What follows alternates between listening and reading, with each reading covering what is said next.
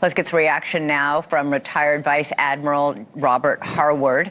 He's the former Deputy Commander of CENTCOM. He grew up in Iran and is now a member of the Iran Project with the Jewish Institute of National Security.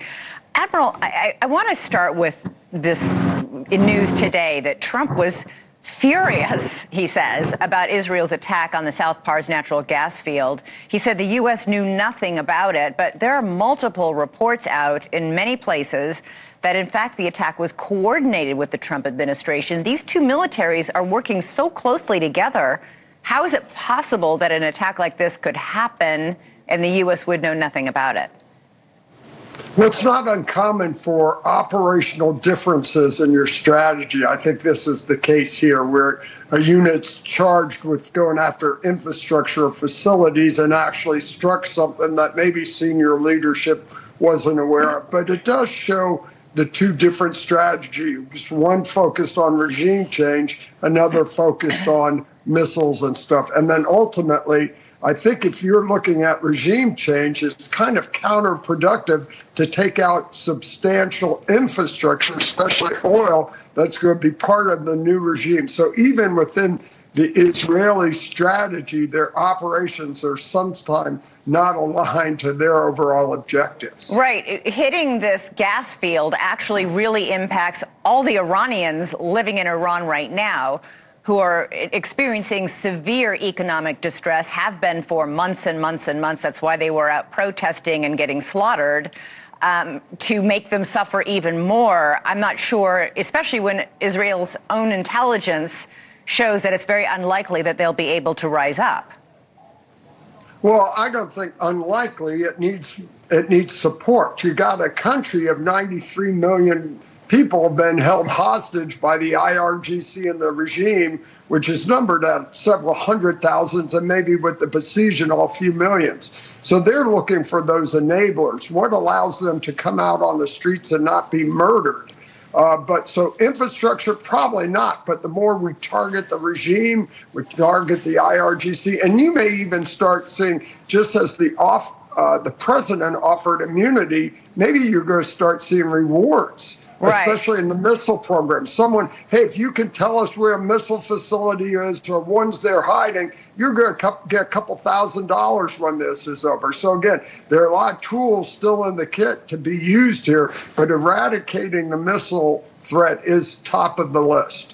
All right. I'd like to bring in retired General Joseph Votel into our conversation as well. He's the former commander of CENTCOM. And General, we're talking about Trump's displeasure, to put it mildly, after Israel attacked Iran's South Pars oil field. This is what Democratic Senator Chris Murphy, he's a Democrat, clearly a critic, but this is what he just posted about these tit-for-tat attacks that are now taking place. Quote, 17% of Qatar's natural gas exports were just eliminated. For years, meaning for years, it's going to take them years to fix it. Trump has lost control of this war. In fact, Qatar says it'll take 3 to 5 years to get the world's largest gas field repaired and running again. Given the energy crisis that the entire world is in, why would Israel launch an attack like this, General? Yeah, thanks, Liz. It's good to be with you and good to be with Bob. I think Israel is trying to put as maximum amount of pressure on the regime as they can. We do share common objectives with the Israelis in this campaign, but clearly they live in the Middle East and they are trying to do the maximum amount of damage that they can to the regime, and that includes trying to undermine them. And in this case, they selected these economic or infrastructure targets here to have a strike at and put as much pressure as they can on the regime. They're creating a lot of pressure on the rest of the world, however. Iran threatened today, quote, the complete destruction of the energy infrastructure of the United States and its allies in the region if Iran's energy sites were hit again. Admiral, do you think Iran has the capacity to do this? Or is this an empty threat? We're seeing the Strait of Hormuz closed still. Well, they're trying to inflict as much damage as they can, and that's our responsibility to stop it. So I don't think it's as broad a threat as they are capable of projecting, but we still have to take it seriously and try to mitigate the threat. And as you can see from the inventories that we've already decimated, the cutting, going after production facility, it's not just now, but it's for the long haul as well.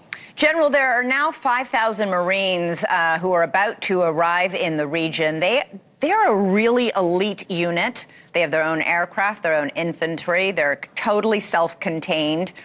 There's been a lot of speculation that they might be used to take Karg Island, which is where 90% of Iran's oil passes through. It would be very, very strategic. They might be put on the ground elsewhere. I mean, President Trump was asked today about boots on the ground. He said, not right now, I'm not planning on it, but I wouldn't tell you if I was. So it wasn't a no, and it wasn't a yes. How might this Marine unit be used? It's quite something. Thanks. It's a great question. And I think the great thing to appreciate about this Marine Expeditionary Unit is the flexibility and the agility that it brings to our combatant commander, in this case, Admiral Cooper.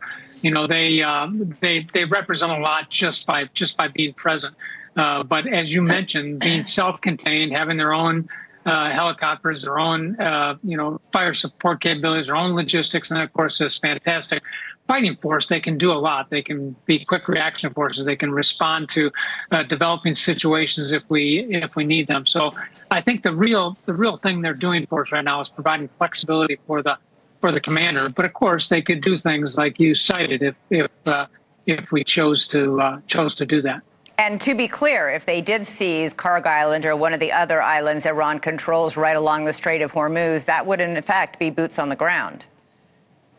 Certainly, it would be boots on the ground, and any decision to do that, of course, is a big one. And there are certainly advantages and disadvantages to going to these islands. They're very close to Iran. You'd be subjected to, their military capabilities, and of course, if you put troops aground anywhere, you have to be prepared to support them. So these are not easy decisions, but the good news is that our commanders on the ground have the tools that they need to execute the military tasks that they have been assigned. Well, it's a powerful tool that is about to arrive any day now. They've been on the way now for nearly a week. Admiral Robert Harward, General Joseph Votel, thank you both for your expertise. I really appreciate it.